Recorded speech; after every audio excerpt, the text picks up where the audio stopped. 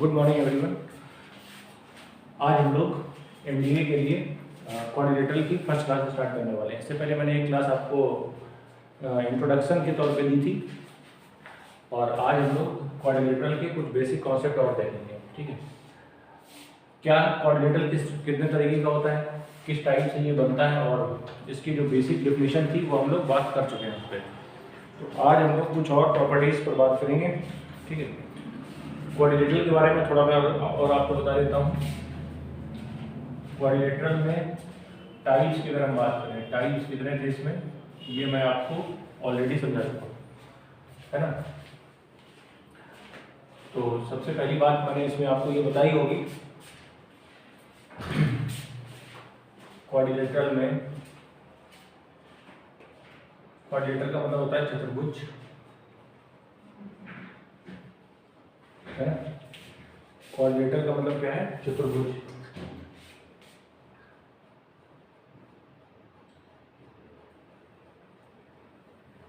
और इसमें मैं आपको बता चुका हूं कि जब क्वाड्रिलेटरल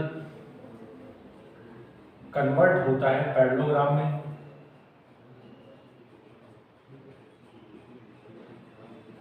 और पैरेललोग्राम से फिर रेक्टेंगल और रोम्बस में,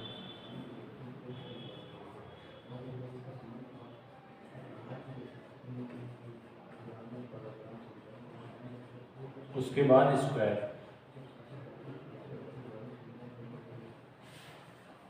ठीक है, प्रॉपर्टीज बताई जा चुकी हैं आपको। क्वाड्रिलेटरल में एरिया का फॉर्मूला डायगोनल के फॉर्म में कैसे लिखा जाता है ये मैं आपको समझा चुका हूं।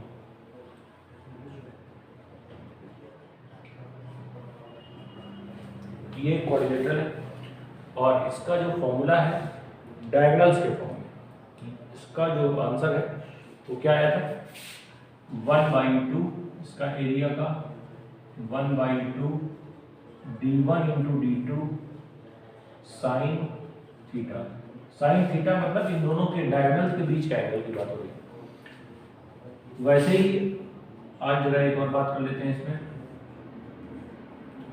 जैसे मान लीजिए ये डायगोनल है BD और यहाँ से परपेंडिकुलर डाले गए हैं, इसमें एक परपेंडिकुलर डाला गया है, ये मान लीजिए AE है और एक परपेंडिकुलर डाला गया यहाँ से F, CF और AE, ये H1 ये H2 या P1 या P2 कुछ भी कह सकते हैं।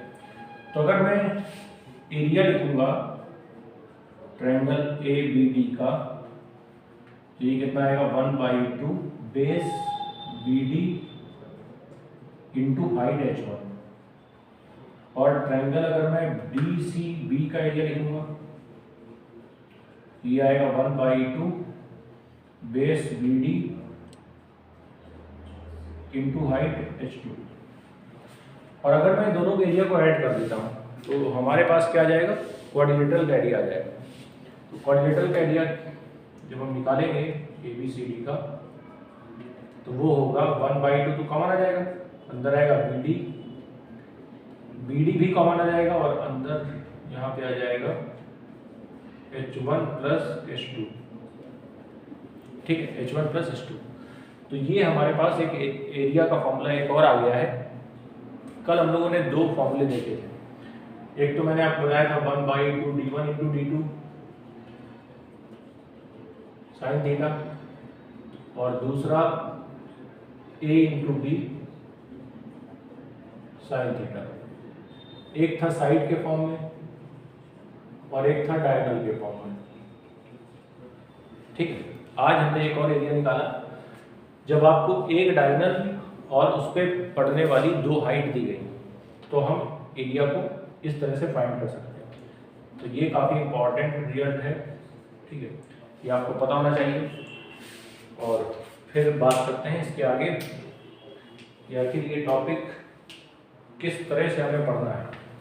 ठीक, ये भी काफ़ी इंपॉर्टेंट रिजल्ट है जो आपके सामने लिखा हुआ है, तो आप इसको देखिए एक बार, फिर आगे बात करते हैं।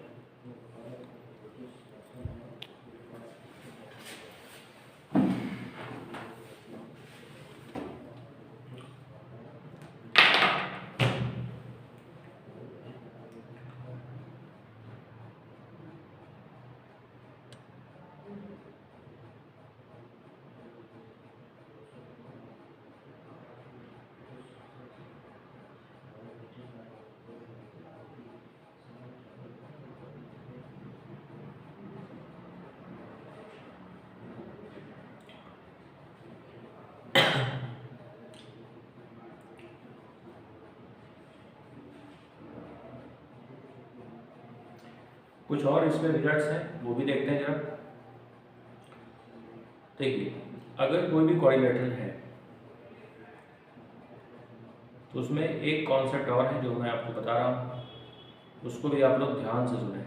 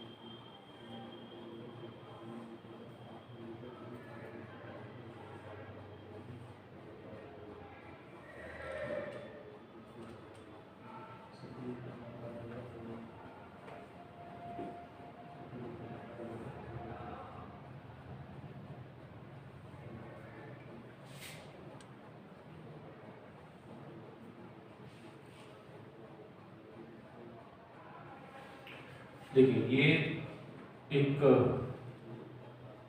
क्वाड्रिलेटरल है और ये पॉइंट अगर मैं वो मान लूँ तो देखिए यहाँ पे क्या हो रहा है कि अगर मैं इसमें ये एक यहाँ पे कॉन्सेप्ट मैं आपको बता रहा हूँ कि ये जो डायगोनल्स हैं अगर ये 90 पे इंटरसेक्ट करते हैं तो क्या रिजल्ट आएगा, बात हम इसकी कर रहे हैं, है ना। अगर कभी भी क्वाड्रिलेटरल के डायगोनल्स 90 डिग्री पे इंटरसेक्ट करते हैं तो पाइथागोरस थ्योरम के थ्रू क्या हो जाएगा, ये AB का स्क्वायर इक्वल टू AO का स्क्वायर प्लस BO का स्क्वायर। उसके बाद अगर हम CD का स्क्वायर निकालें तो CD का स्क्वायर क्या आ जाएगा, OC का स्क्वायर प्लस OD का स्क्वायर। ठीक है, बस ये ध्यान देना है कि जो AC है वो परपेंडिकुलर है BD पर। ठीक है, इस कंडीशन के अकॉर्डिंग ही सारी चीज़ हो रही है। इसके बाद CB का स्क्वायर या BC का स्क्वायर, OB का स्क्वायर प्लस OC का स्क्वायर और AD का स्क्वायर क्या होगा, OD का स्क्वायर प्लस OA का स्क्वायर।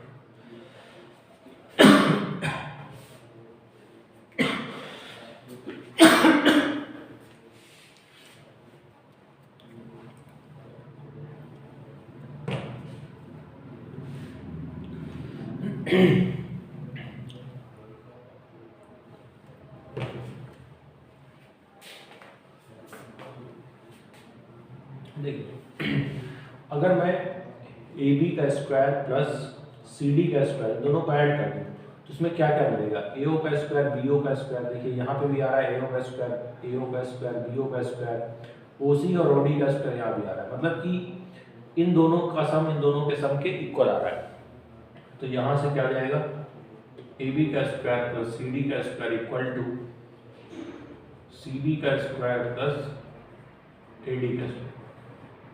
ठीक है, तो ये अपने आप में एक बहुत मोस्ट इंपॉर्टेंट रिजल्ट है कि अगर कभी भी क्वाड्रिलेटरल में आपको दिया गया हो कि अगर उसके डायगोनल 90 डिग्री पे इंटरसेक्ट कर रहे हैं तो आपको ये रिजल्ट वहाँ पे अप्लाई करना आना चाहिए। रिजल्ट क्या है, ऑपोजिट साइड्स के स्क्वायर का सम इक्वल होता है। ठीक है, ऑपोजिट साइड्स के स्क्वायर का सम इक्वल होगा, ये रिजल्ट है यहाँ पर। ठीक है,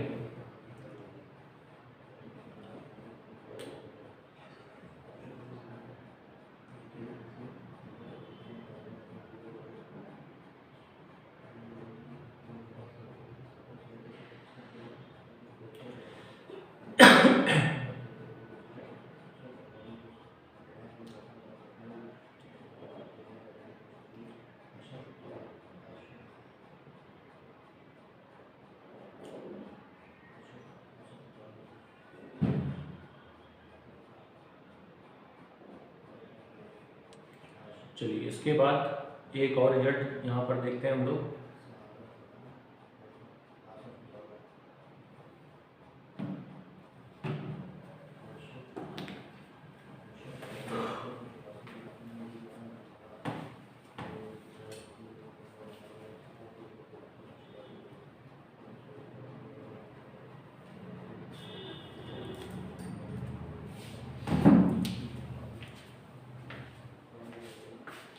एक चीज़ ये समझिए यहाँ पर कि अगर मैं इसके एरिया की बात करूँ, ये इसको मैं मान लेता हूँ ए बी सी और ये बी।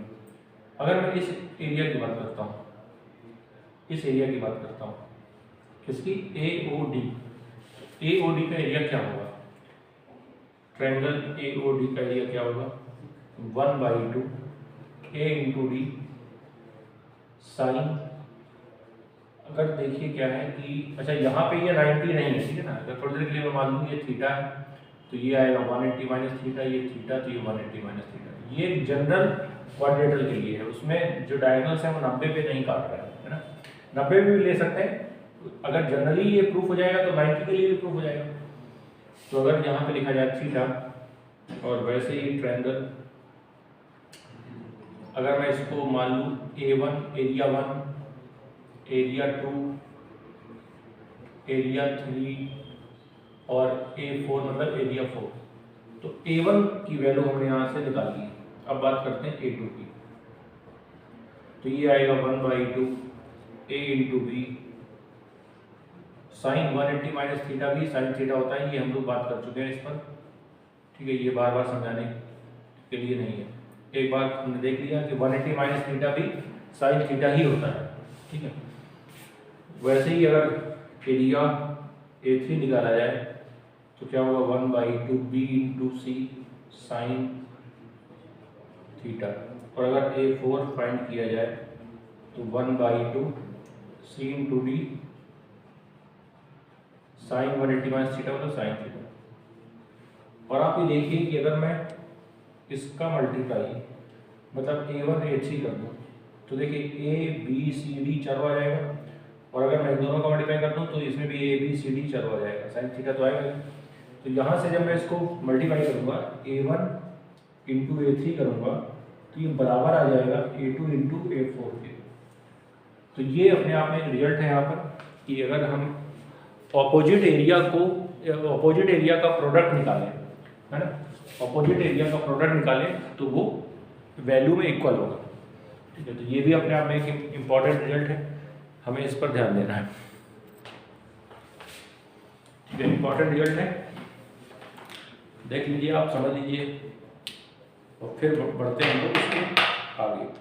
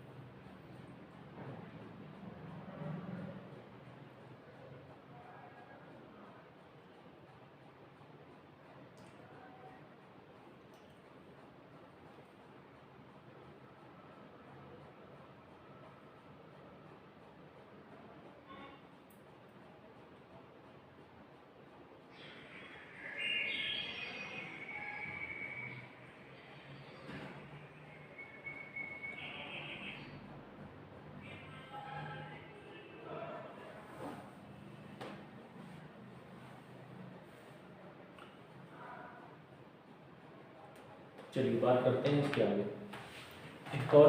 एक और कॉन्सेप्ट देखते हैं इसमें।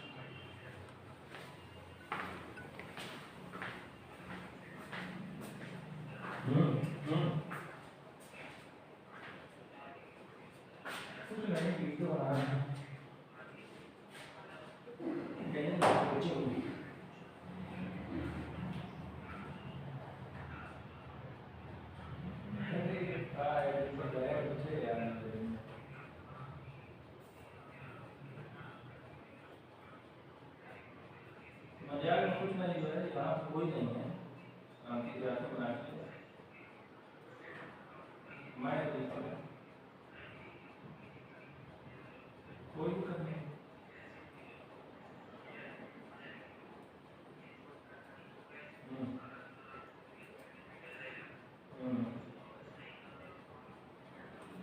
नहीं वो अलग आता है, समझ में आता है।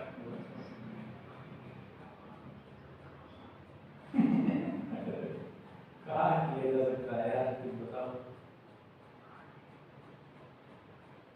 क्या किया जा सकता है यार।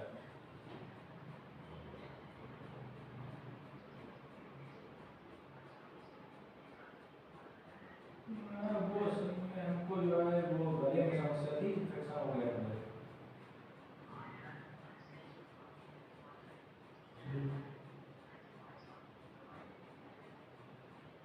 नहीं दवाई दी वो वाली नहीं, मतलब आप ये छोड़ो, आप सीधा कोरोना छोड़ खा लेंगे। नहीं ना कुछ नहीं, कोई दिक्कत नहीं। और सब वो नॉर्मल बुखार था तो सब बुखार भी सही है।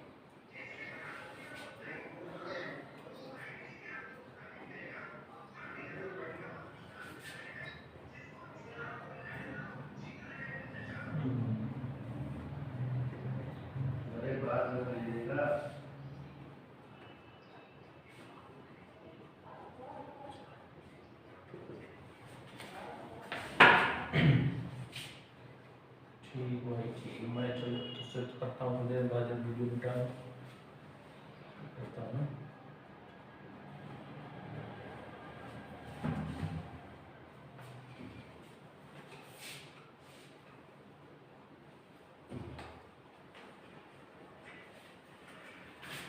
तो देखिए इसमें क्या है कि ABCD एक क्वाड्रिलेटरल है, और यहाँ पे अगर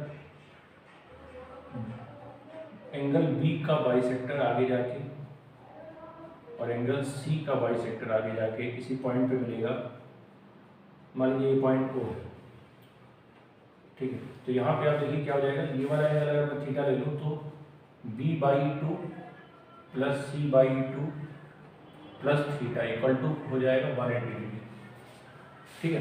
क्योंकि ये दोनों तीनों एंगल का सम तो 180 डिग्री होगा, ये हो जाएगा C/2 और ये वाला हो जाएगा B/2, तो इन तीनों का सम हो जाएगा 180 डिग्री। अगर चारों एंगल की बात करें हम, A plus B plus C plus D equal to, तो ये हो जाएगा 360, ठीक है। अगर चारों एंगल को हम जोड़ दें तो ये 360 के बराबर होगा। अगर मैं सबका बाई 2 कर दूँ तो ये आ जाएगा A/2 D/2 C/2 और D/2 इक्वल टू 180।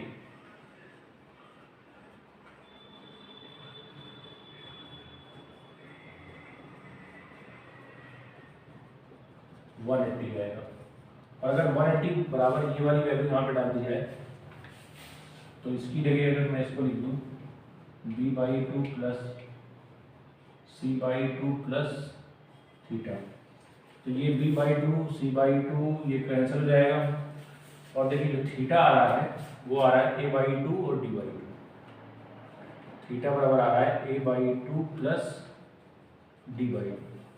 तो ये अपने आप में एक मोस्ट इम्पॉर्टेंट रिजल्ट आ गया हमारे पास। ये दोनों एंगल का सम का हाफ यहाँ पर आएगा, ठीक है। दोनों एंगल के सम का हाफ करेंगे तो ये आ जाएगा। अगर मान लीजिए कि कोई भी क्वाड्रेटर है, स्ट्राइक से दिया जा रहा है, अगर ये दोनों बाइसेक्टर हैं, इन दोनों का बाइसेक्टर आगे जाके किसी पॉइंट O पर मिल रहा है और ये ABCD है, और ये दोनों एंगल्स आपको दिए गए हैं।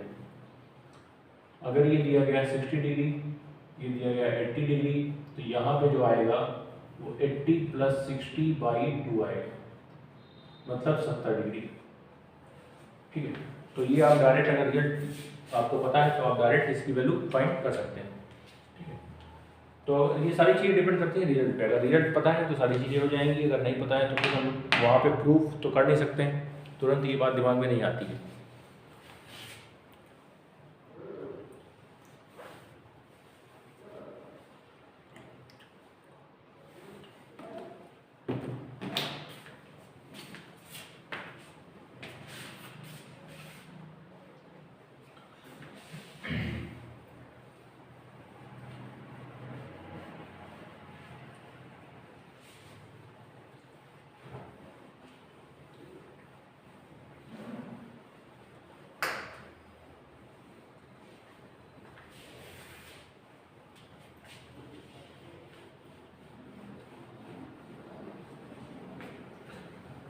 चलिए अब बात करते हैं हम लोग इसके अगले फिगर रेक्टेंगल की, ठीक है। हम लोग बात करते हैं रेक्टेंगल की। देखिए रेक्टेंगल में मैंने कुछ चीज़ें आपको बताई हैं, पहले मैं वो बता देता हूँ।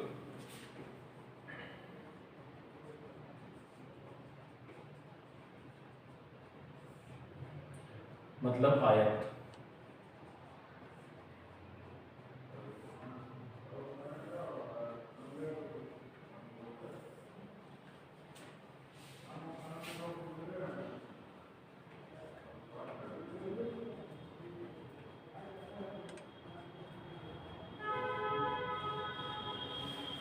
आयत में लंबाई और चौड़ाई होती है, ये L है और ये B है,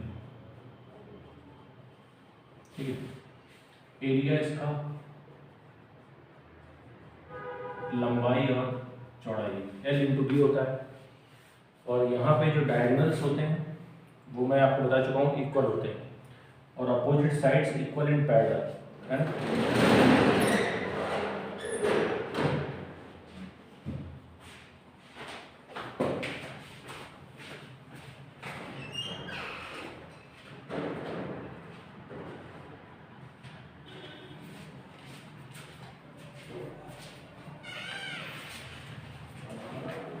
देखिए गेट खोला है,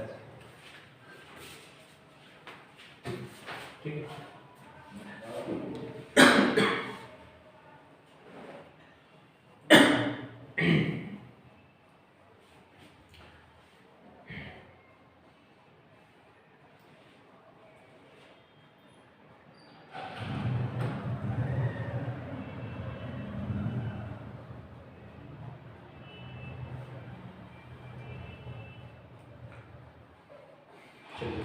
इसी फिगर में अगर मैं एक चीज़ आपको समझाना चाहूँ तो देखिए यहाँ पे क्या कर रहे हैं हम लोग,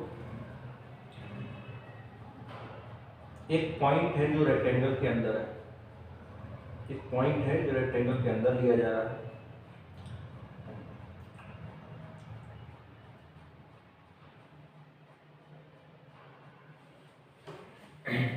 एक पॉइंट मैं कहीं पर भी ले सकता हूँ। यहाँ पे मान लीजिए ये ले लिया मैंने, इसको ऐसे मिलाइए,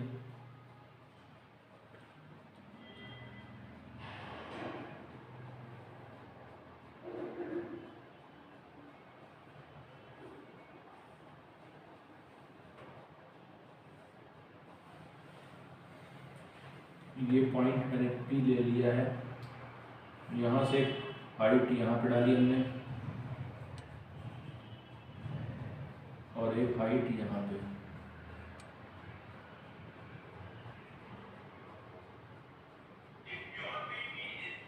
ये मान लीजिए H1 है, ये H2 है। अगर मैं triangle DPC plus triangle APB इन दोनों का एरिया की बात करता हूँ, है ना, तो देखिए कितना आएगा निकल के। ये एरिया अगर मैं दोनों को ऐड कर दूँ कितना आएगा, इसकी बात करते हैं।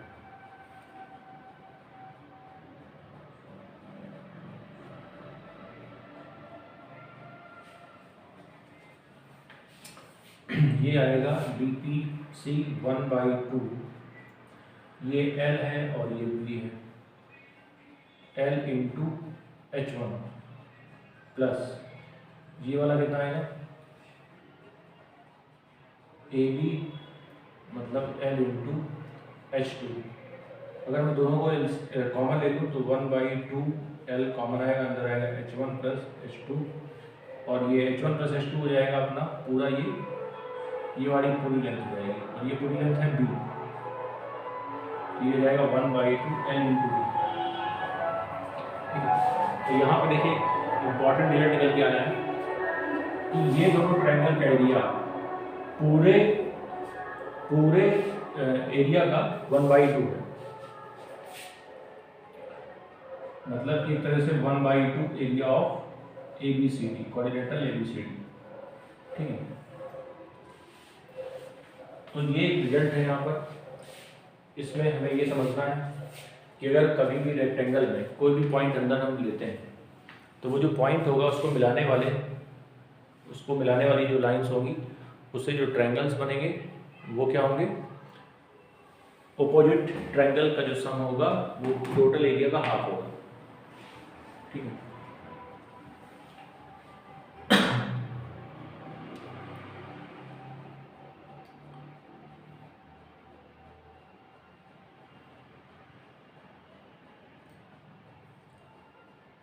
चलिए इसमें और एक रिजल्ट है वो भी देख लेते हैं जरा।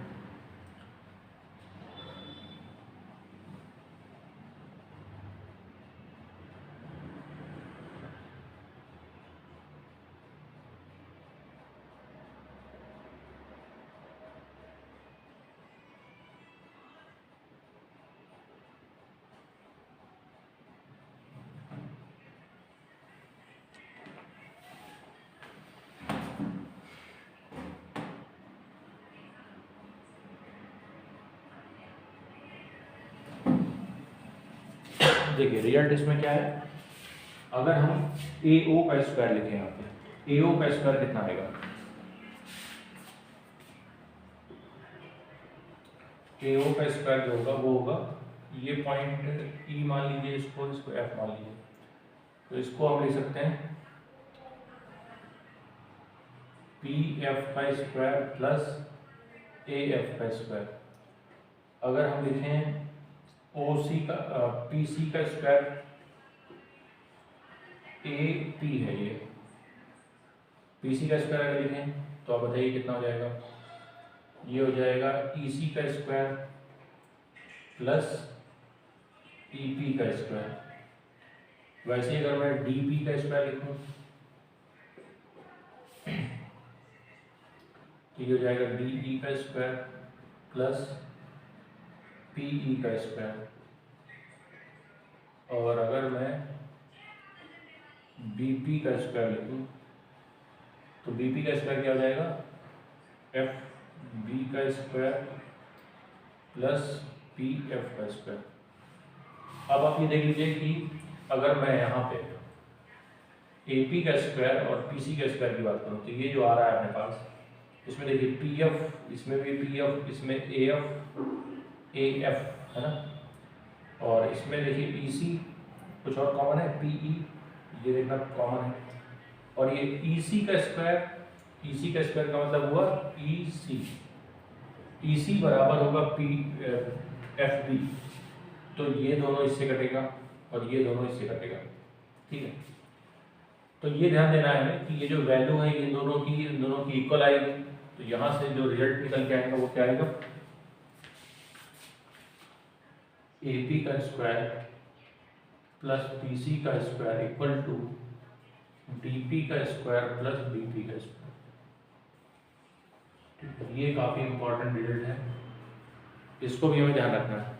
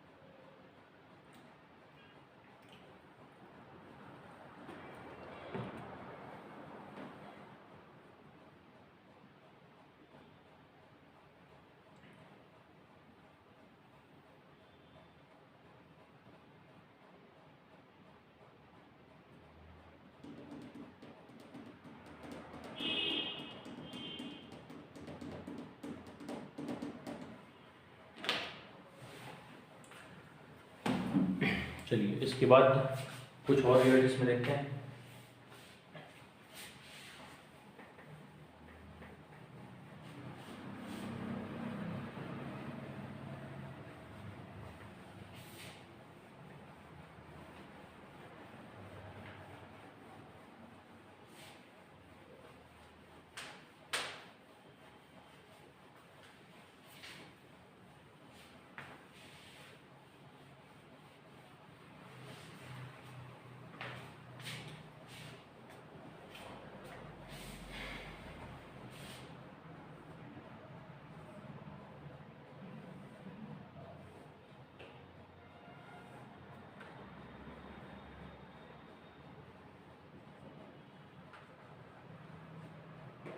देखिए ये रेक्टेंगल है ABCD, और यहाँ पे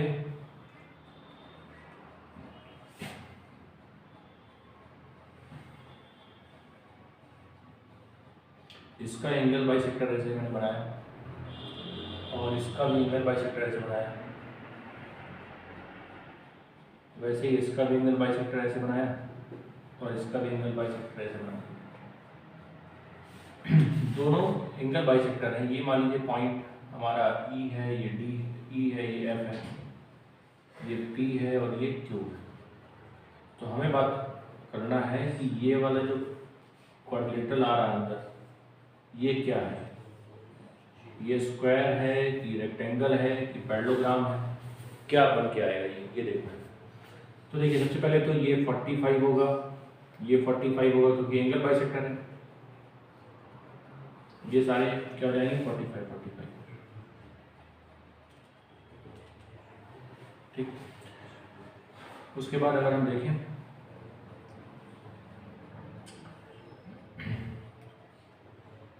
हमें बात करनी है कि आखिर ये जो फिगर है इसमें पहले तो ये चेक करें कि एंगल कितने होंगे, इन एंगल्स की वैल्यू क्या होगी, पहले तो ये देख लेते हैं। तो देखिए ये एंगल कितना होगा, ये 45 है, ये 45 है, ट्रायंगल AEB में देखिए 45 45 ये 90 होगा। वैसे ही अगर मैं देखूँ इधर से चेक करूँ तो ये भी 90 होगा, तो ये भी 90 होगा और ये भी 90 होगा। तो देखिए चारों एंगल तो 90 90 आ गए, चारों एंगल तो 90 90 आ गए। तो इसका मतलब है कि पहले तो हमें ये समझना होगा कि 90 एंगल कौन कौन से ऐसे फिगर हैं इसमें जिसमें 90 एंगल हमें मिलता है। तो एक तो रेक्टेंगल में मिलता है और एक स्क्वायर में। अब हमें ये देखना है कि ये स्क्वायर है या रेक्टेंगल है। तो चेक कर लेते हैं साइड्स को, अगर साइड इक्वल होगी, सभी साइड्स इक्वल हो जाएंगी तो स्क्वायर हो जाएगा, और अगर सभी साइड्स इक्वल नहीं होंगी तो रेक्टेंगल होगी। तो अगर मैं बात करूँ साइड्स की, तो आप देखिए साइड को कैसे निकाला जाए इसकी।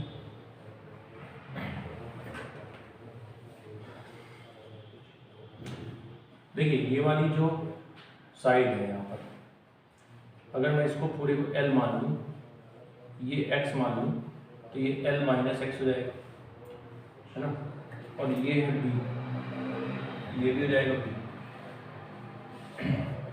अगर मैं बात करूँ इस लाइन की, है ना, इस लाइन की अगर मैं बात करूँ तो ये कितनी होगी, तो ये हो जाएगी x square plus B square, और वैसे ये भी हो जाएगी। ठीक है, तो ये दोनों साइड तो हम निकाल लेंगे, दोनों डिफरेंट डिफरेंट आएंगी, ये भी मुझे पता चल गया यहाँ पे। तो जब ये डिफरेंट डिफरेंट आएंगी, ठीक है, डिफरेंट डिफरेंट आएंगी, तो सबसे पहले ये देखना होगा कि आखिर ये वाला जो पार्ट है इसमें से ये दोनों, क्या ये दोनों बराबर होंगे। तो आप देखिए अगर मैं बात करूँ, देखिए एक तो तरीका है कि मैं एंगल के हिसाब से सोचूं, दूसरा तरीका है कि मैं साइड के अकॉर्डिंग समझ लूँ इसको। तो अगर मैं साइड के अकॉर्डिंग समझता हूँ तो मैं इसको कैसे निकालूंगा वो देख लेते हैं, है ना। तो आप सबसे पहले इसमें ये बताइए कि जो एंगल्स हैं, एंगल्स के अकॉर्डिंग अगर देखा जाए तो कैसे पता चलेगा, ये देखिए।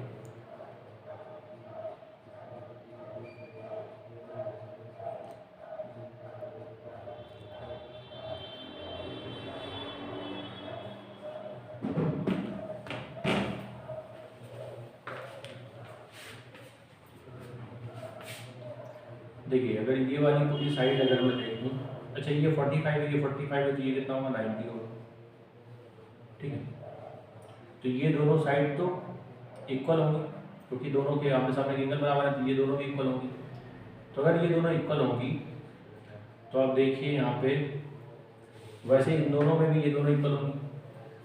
तो ये वाला जो पार्ट है इसमें, अगर मैं इसको पूरे को y मान लूँ या x मान लूँ, ये y मान लूँ, तो ये बनेगा कितना y माइनस एक्स। ये पूरा क्या y है, ये y है पूरा, ये x है, तो ये बन जाएगा y माइनस एक्स। और उसी तरीके से हमें ये देखना होगा कि अगर ये x है तो ये भी x होगा, और ये x है तो ये भी x होगा, और ये दोनों साइड ये दोनों भी बराबर होंगे। तो देखिए एक तरह से हम कह सकते हैं कि ये अगर x है तो ये भी x होगा, और उसी तरह से इन दोनों में भी एक्स एक्स होगा। तो ये वाला जो एरिया है, ये एरिया जो है वो इक्वल साइड्स का एरिया है। तो यहाँ पे जो साइड्स हैं किसकी, E P F Q, E P F Q, इसमें क्या होंगी, इक्वल होगी। और अगर साइड्स इक्वल होंगी तो फिर ये स्क्वायर हो जाएगा, क्योंकि एंगल तो सारे 90 और साइड्स भी अगर इक्वल हो गई तो ये एक स्क्वायर बनेगा। तो यहाँ से हमने ये फाइंड किया कि ये जो फिगर है ये एक स्क्वायर है। ठीक है, ये एक फिगर जो है वो एक स्क्वायर फिगर है।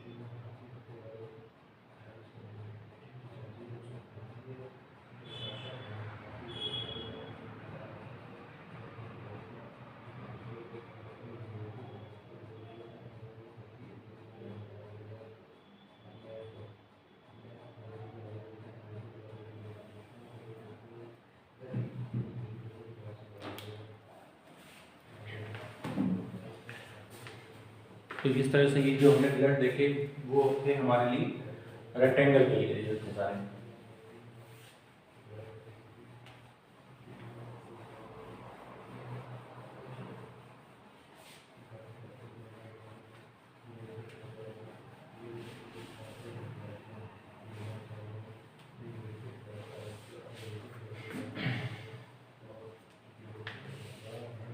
थोड़ा सा बात कर लेते हैं हम लोग रोम्बस की।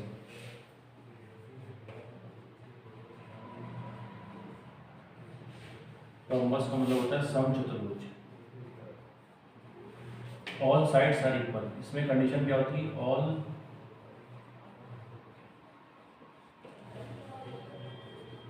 Sides are equal. तो देखिए रोम्बस में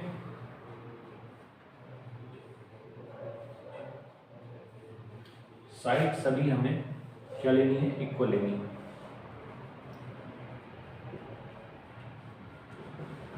आज मैं आपको एक स्पेसिफिक रोम्बस के बारे में बता रहा हूं। एक ऐसा स्पेसिफिक रोम्बस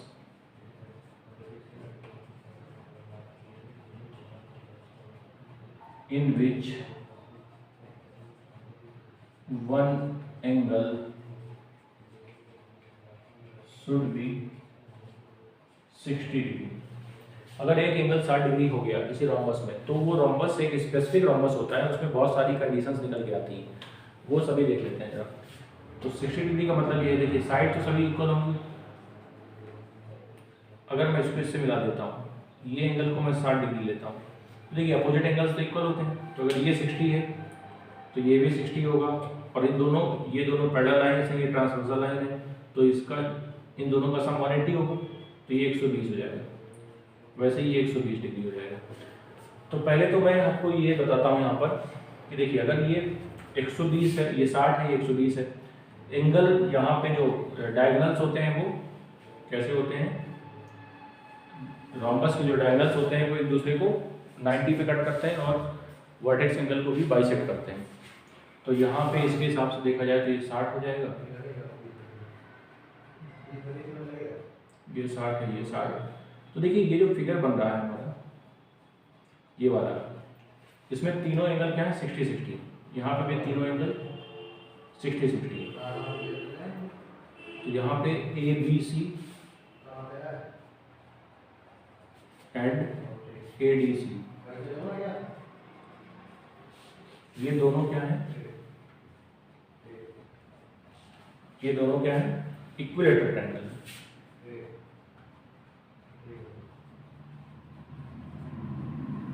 ये दोनों इक्विलेटरल एंगल।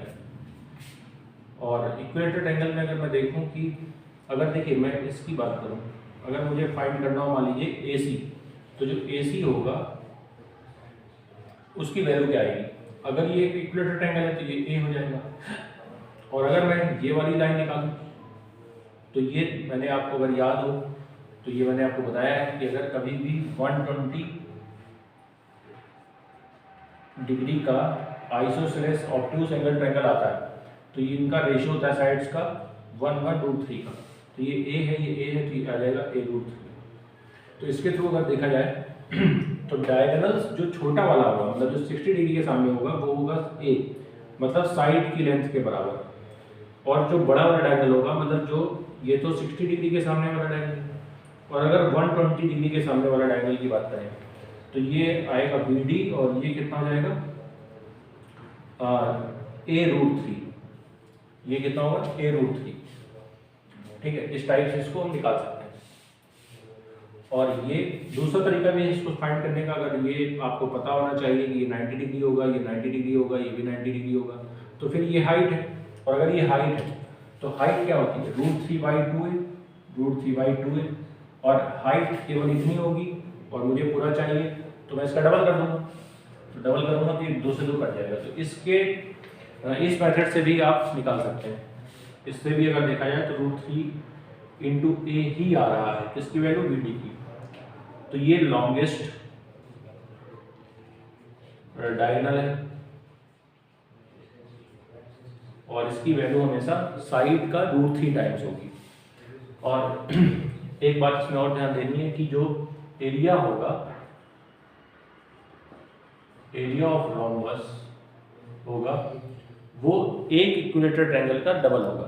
तो आप इसका कुछ भी चाहें तो √3/4A² कर सकते हैं, और इसका जैसे मैं डबल करूँगा तो ये एरिया आ जाएगा। तो √3/4A² किसका करूँगा मैं? साइड का। साइड कौन सी होगी? ये वाली। ठीक है, और ये जो भी वैल्यू दी गई होगी हम निकाल लेंगे आराम से।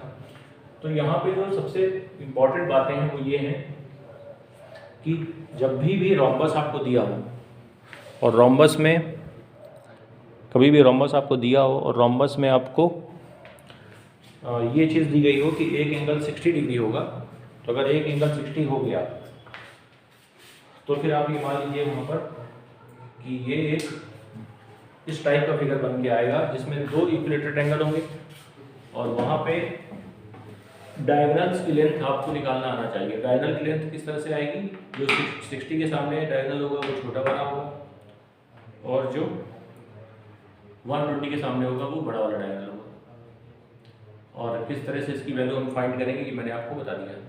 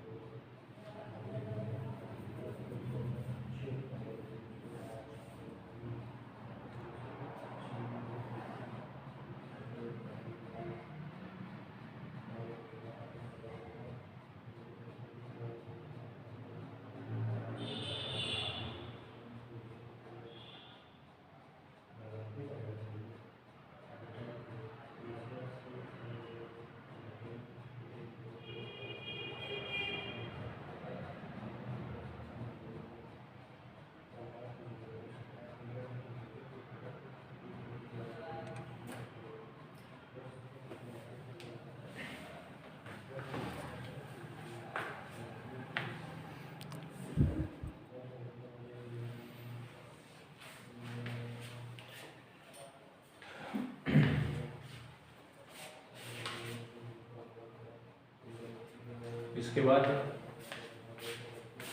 ये देख लेते हैं कि मैंने आपको क्या क्या पढ़ाया। अच्छा, रोम्बस में कुछ बातें और जो मैंने आपको बताई थी वो क्या क्या हैं, जरा एक बार देख लेते हैं। इसमें जो डायगोनल्स होते हैं वो इक्वल नहीं होते, are not equal.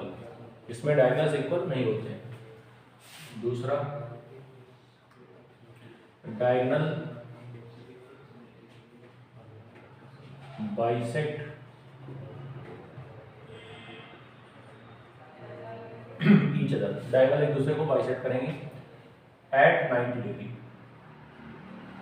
Eight 90 degree. ये बात आपको समझ में आनी चाहिए। उसके बाद diagonals bisect vertex angle,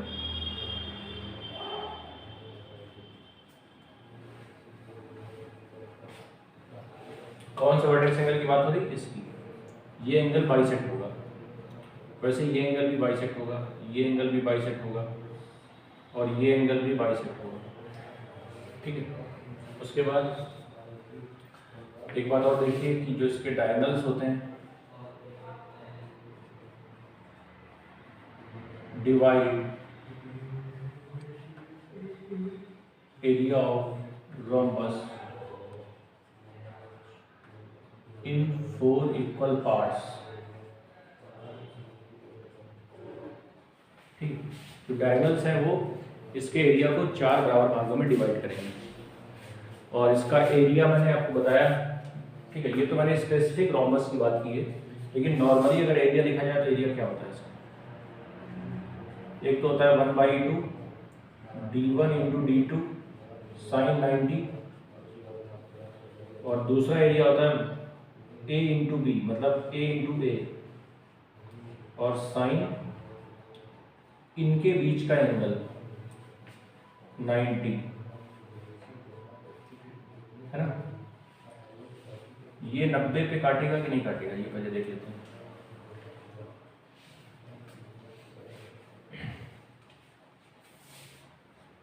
sign यहाँ पे थीटा लिखना पड़ेगा, है ना। नॉर्मल ट्रायंगल में इसके जो डायगोनल्स हैं वो नॉर्मल रोम्बस की अगर हम बात करें तो इसके जो डायगोनल्स हैं 90 पे काटेंगे या नहीं काटेंगे, जरा एक बार चेक करते हैं।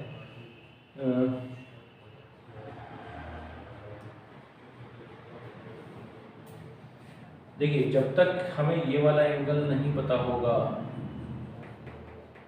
अच्छा ये दोनों बाइसेक्ट तो होते हैं, ये तो कंफर्म है, लेकिन कितना आएगा ये नहीं जानता हूँ मैं, तो ये 90 पे कट नहीं करेगा, इसके जो डायगोनल्स हैं 90 पे कट नहीं करते हैं, है ना। एक बार फिर से चेक कर लेते हैं। जैसे मान लीजिए ये रोम्बस है, ये साइड सभी इक्वल है, ये इसके डायगोनल्स हैं। अगर मैं बात करूं इस इन दोनों एंगल की तो अल्फा है तो ये अल्फा होगा क्योंकि ये vertically opposite angle sorry alternate angle है, और वैसे ही अगर ये दोनों साइड बराबर है तो ये अल्फा है तो ये भी अल्फा होगा, तो ये दोनों इक्वल हो जाएंगे, ये तो मैं समझ गया, ये भी दोनों इक्वल हो जाएंगे, है ना। उसी तरह से हाँ ठीक है 90 ही आएगा ये, ठीक है 90 डिग्री आएगा, ठीक है। तो यहाँ से हमारी जो वैल्यू आएगी साइन 90 लिख देंगे यहाँ पे।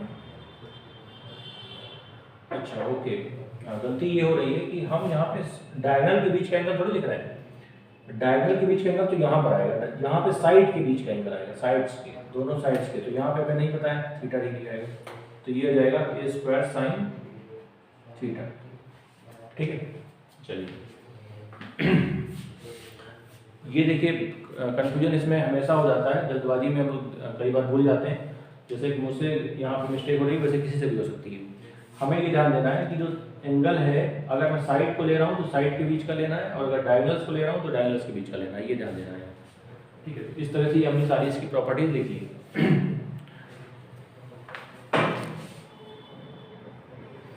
ठीक है। तो चलिए आज के लिए इतना ही, और आगे अगर क्लासेस होती हैं क्वाड्रेटल की तो इसके आगे मैं आपको और कुछ और नए कॉन्सेप्ट समझाऊंगा। ये बेसिक हमने देख लिया जो भी क्वाड्रेटल में है, ठीक है।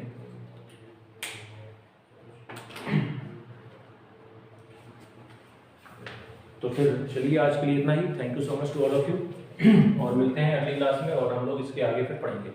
ठीक है, तो आप एक बार इसको जरूर रिवाइज करें, जो भी चीज़ें बताई गई हैं उसको एक बार, जो भी है कंटेंट वो हमारे दिमाग में होना चाहिए, तभी हम आगे क्वेश्चंस कर पाएंगे। ठीक है, तो चलिए फिर मिलते हैं।